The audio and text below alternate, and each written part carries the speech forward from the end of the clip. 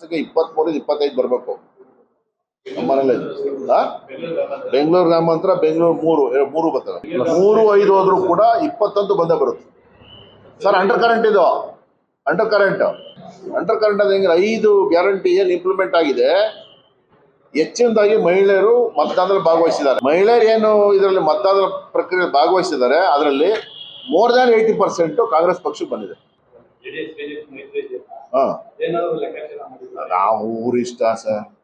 ಅವ್ರು ಯಾರ ಜೊತೆ ಹೋಗ್ತಾರೆ, ಎಲ್ಲಿರ್ತಾರೆ ಯಾರಿಗೆ ಗೊತ್ತು ಅಲ್ವ ಸರ್. ಅವ್ರ ಇಷ್ಟ ಅಲ್ಲ ಸರ್. ನಾವು ತೀರ್ಮಾನ ಮಾಡೋಕ್ಕಾಗತ್ತಾ?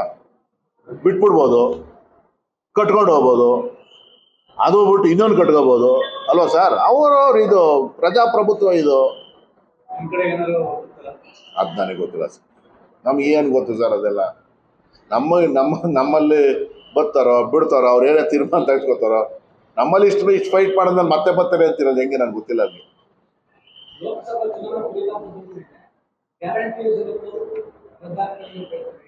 ಅಂತ ಯಾಕೆ ಅನ್ಕೋತೀರಿ ನೀವು?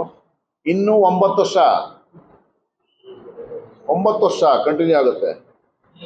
28ಕ್ಕೆ ಮತ್ತೆ ಇನ್ನೊಮ್ಮೆ ಬರ್ತದೆ ಸರ್ಕಾರ.